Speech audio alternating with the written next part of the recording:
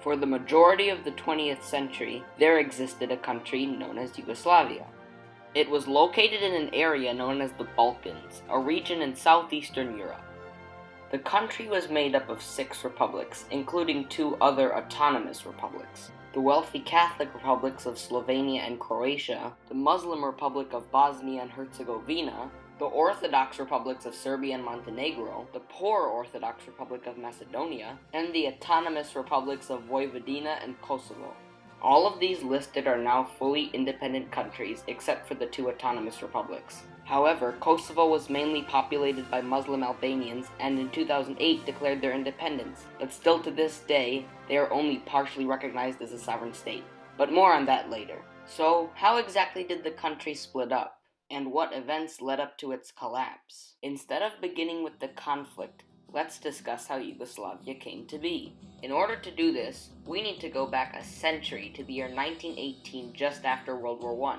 Yugoslavia was formed from the former territories of the Austro-Hungarian Empire, the Kingdom of Serbia, and the Kingdom of Montenegro. It was originally known as the Kingdom of Serbs, Croats, and Slovenes, but the name was later shortened to just the Kingdom of Yugoslavia. The kingdom lasted 20 years until the Balkan Campaign in the 1940s by the Axis powers in World War II. This led to the forces of Nazi Germany and Fascist Italy establishing their own puppet governments, the most notable of which being the independent state of Croatia, governed under the infamous Ustaša regime, who committed mass genocide against ethnic Serbs and their families, and forcing them to convert to Catholicism. Throughout the war, however, communist Yugoslav partisans liberated the former territories of Yugoslavia that were controlled by the Axis. In 1945, after the Allies won in World War II, Yugoslavia re-established itself as a socialist federal republic. The man behind the mast of this socialist state was Marshal Josip Broz Tito, the very same man who was responsible for leading the partisans in World War II. Although they were governed under communism, they remained neutral throughout the Cold War. This was because in 1948, an event known as the Tito-Stalin split occurred. This was a diplomatic conflict between Marshal Tito and Joseph Stalin of the Soviet Union, which eventually led Yugoslavia to become one of the founding members of the non-aligned movement.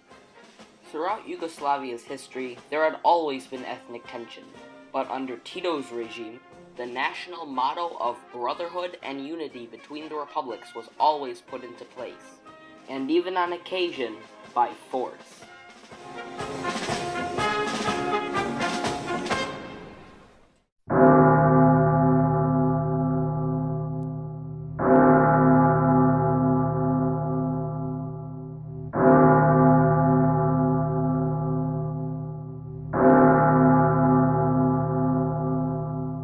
On the 4th of May, 1980, Marshal Josip Broz Tito died. This happened at a time when Yugoslavia's economy was declining and communism around the world began to fall. Many people consider this to be the beginning of the end of Yugoslavia. The International Monetary Fund offered Yugoslavia a loan. However, it required a series of reforms which decentralized the Communist Party, worsened unemployment, and helped fuel nationalism, most notably in the Autonomous Republic of Kosovo. The Serbian minority in Kosovo felt persecuted by the Albanian majority. In 1986, Slobodan Milosevic became the leader of the Serbian branch of the League of Communists of Yugoslavia, the ruling political party. A year later, he became a Serbian hero by promising the Serbs in Kosovo to protect them against the alleged persecution. This sparked a wave of protests known as the Rallies of Truth to gain political control in Serbia's autonomous republics of Vojvodina and Kosovo. By 1989, the protests were a success and the leaders in Vojvodina, Kosovo, and Montenegro were replaced by Milosevic's allies. However, the Croats prevented the Serbs from protesting in Slovenia, and the Slovenes were already angry with the Serbs, which led them to supporting the Kosovo miners' strike. This was where over 1,300 Albanian miners went on a hunger strike to protest against the Serbs ruling Kosovo. During the 14th and what became the last meeting of the League of Communists, there was a heated debate between the Slovenian and Serbian delegates over the structure of Yugoslavia. The Slovenes called for more autonomy for each republic, while the Serbs wanted more unity and togetherness. In the end, the Slovenian delegates left in protest, followed by the Croatians and the Macedonians, officially ending the League of Communists of Yugoslavia. With the Communist Party gone, in 1990, the first multi-party elections occurred in Slovenia, Croatia, Bosnia and Herzegovina, and Macedonia. However, with the newly elected government in Croatia and their new president, Franjo Tudjman, many Serbs living in Croatia feared that the new national government would commit the same atrocities that the Ustaša did 50 years earlier. This led to the Serbs forming militias, while the Croats and Slovenes imported arms from abroad. With nationalism fueling and rising tensions, small local clashes between forces took place, one of the first being in the Serb majority town of Knin. With seemingly no sign of a solution, in June of 1991, Slovenia and Croatia declared independence. This started a series of events known as the Yugoslav Wars. There were 4 wars in total. There was the 10-Day War, mostly fought between the Yugoslavs and Slovenes, the Croatian War of Independence, mostly between the Croats and Serbs, the Bosnian War, mostly between the Bosnian Serbs and Bosniaks, and the Kosovo War, mostly between FR Yugoslavia and the Albanian Kosovars allied with NATO. However, the deadliest war of them all was the Bosnian War. In fact, it was the deadliest European conflict since World War II, with countless acts of war crimes, genocide, and ethnic cleansing.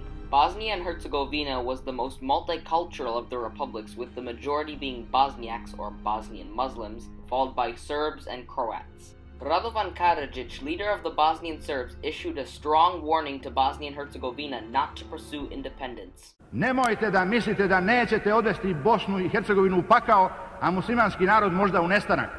Jer muslimanski narod ne može da se odbrani ako bude rat ovdje. But Bosnian President Alija Izetbegović called a referendum on independence. With the majority of the voters being Croats and Bosniaks, in February of 1992, the president won his vote. The very next day, in the Bosnian capital of Sarajevo, at a Serbian wedding, the groom's father was shot and killed by a Bosniak. The Serbs in Sarajevo retaliated by planting roadblocks, and parts of the city began to be under the military occupation of the Bosnian Serb army. Demands were made against Bosnia and Herzegovina seeking international recognition. Bosnian Serbs had declared their own independent republic, the Republika Srpska. Their army, led under General Ratko Mladic, was made up of Bosnian Serbs who were formerly part of the Bosnian army. On April 27, 1992, the Socialist Federal Republic of Yugoslavia officially came to an end.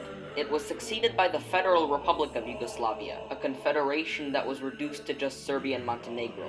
Bosnian Serbs began to take control of the Serb regions in the country, while also taking control of some Bosniak towns near the Serbian border. During this time, militias began to form, mostly made up of Mujahideen paramilitary and neo-Nazis. The Bosnian Serbs also conducted sporadic mortar attacks on the nation's capital. The city of Sarajevo would be under siege for nearly 4 years.